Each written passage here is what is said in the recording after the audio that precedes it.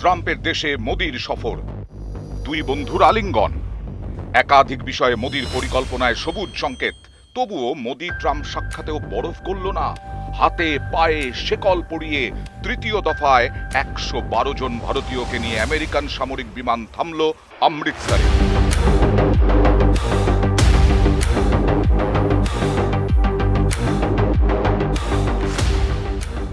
মোট 335 জন ভারতীয় অভিবাসীকে ফেরত পাঠালো আমেরিকা। বিরোধী আক্রমণ, শাসকের প্রতিশ্রুতি, কোনো কিছুতেই কান না দিয়ে হাত পা শিকলে বেঁধে ফেরত পাঠালো ট্রাম্প প্রশাসন। ভয়াবহ 40 ঘন্টার সফর এবং আমেরিকা পৌঁছানোর গল্প নিয়ে মুখ খুলেছেন অনেকেই। जिदा ही असी बॉर्डर क्रॉस किया, पहाड़ी इलाका सीगा, 2-3 दिन लगे, 2-3 घंटे सॉरी लगे। अं जिदा ही रोड से चढ़े उदा ही पुलिस आ गई, उन्होंने सानू फड़ लिया ते फड़ के सानू चौंकी लै गए।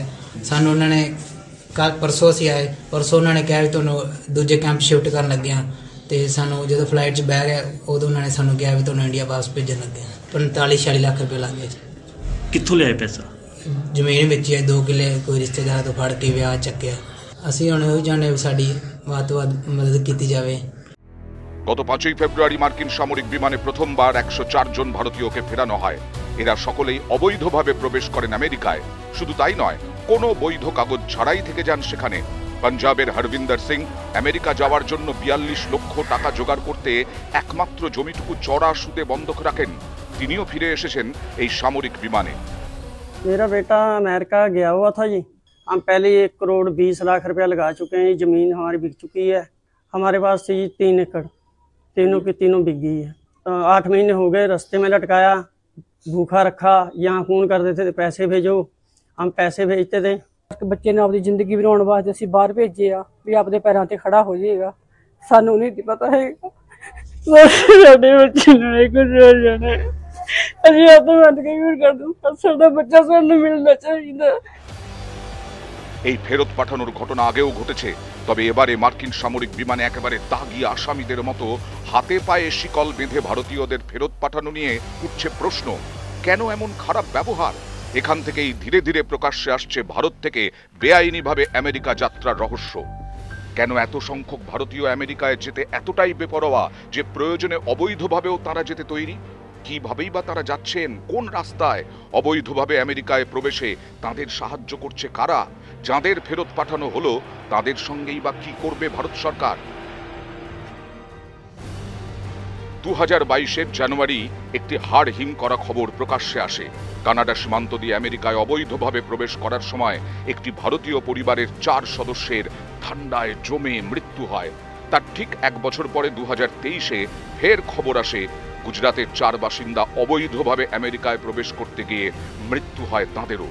ফের 2024 সালের সেপ্টেম্বর মাসে একটি ভিডিও সোশ্যাল মিডিয়ায় ভাইরাল হয়, যেখানে দেখা যায় এক ভারতীয় যুবক বিশাল এক লোহার দেওয়াল টপকে এসে নিজের খুশি জাহির করছে।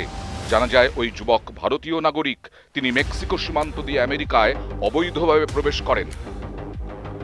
জানা যায় আমেরিকায় অবৈধভাবে প্রবেশের 2টি রাস্তা আছে। একটি হলো কানাডা সীমান্ত দিয়ে, অন্যটি মেক্সিকো সীমান্ত দিয়ে। এই দুটির মধ্যে মেক্সিকোর সীমান্ত দিয়ে আমেরিকায় প্রবেশ করা বেশ কঠিন, কারণ প্রেসিডেন্ট ডোনাল্ড ট্রাম্প তার আগের মেয়াদে অবৈধ অনুপ্রবেশ বন্ধ করার লক্ষ্যে আমেরিকা ও মেক্সিকো সীমান্তে এক বিশাল উঁচু দেওয়াল তৈরি করেছেন। ফলে সেখান দিয়ে আমেরিকায় প্রবেশ বেশ কঠিন হয়ে উঠেছে। এর তুলনায় কানাডা সীমান্ত দিয়ে আমেরিকায় প্রবেশ আরও সহজ, তবে সেখানেও ভয়াবহ ঠান্ডা, ঘন অরণ্যের মধ্যে দিয়ে যাওয়ার মতো চ্যালেঞ্জ থেকেই যায়। আমেরিকায় অবৈধভাবে প্রবেশ করানোর জন্য থাকেন এজেন্ট। এই এজেন্টদের চক্র একাধিক দেশে ছড়িয়ে। এরাই বিপুল টাকার পরিবর্তে অবৈধভাবে আমেরিকায় প্রবেশ করতে সাহায্য করে। আমেরিকার প্রেসিডেন্ট ডোনাল্ড ট্রাম্পের সরকার ক্ষমতায় আসার পর এই দেশে থাকা লক্ষ লক্ষ অবৈধ অভিবাসীদের তাদের নিজের নিজের দেশে ফেরত পাঠানো হচ্ছে। এই তালিকায় আছেন ভারতীয়রাও। আমেরিকার ইমিগ্রেশন, কাস্টমস অ্যান্ড এনফোর্সমেন্টের তথ্য অনুযায়ী আরও প্রায় 18,000 ভারতীয় অবৈধভাবে আমেরিকায় রয়েছেন।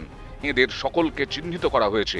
এই প্রক্রিয়ার প্রথম ধাপে 104 জন ভারতীয়কে আমেরিকার সামরিক বিমানে অমৃতসরে পৌঁছানো হয়েছে। দ্বিতীয় ধাপে 119 জনকে ফেরানো হয়েছে ভারতে। তবে এই ঘটনা প্রথমবার নয়। তবে এবারে এমন কি অন্যরকম যার জন্য এই নিয়ে এত আলোচনা? তার কারণ হলো মোদির পরম বন্ধু ট্রাম্পের এহেন ব্যবহার। ক্রমাগত বাড়তে থাকা অবৈধ ভারতীয় অভিবাসীর সংখ্যা, কেন এত মানুষ অবৈধভাবে ভারত ছেড়ে যেতে চাইছেন? তবে কি ভারত তাদের সুস্থ জীবন জীবিকা বা স্বাস্থ্য কোনোটাই দিতে পারছে না?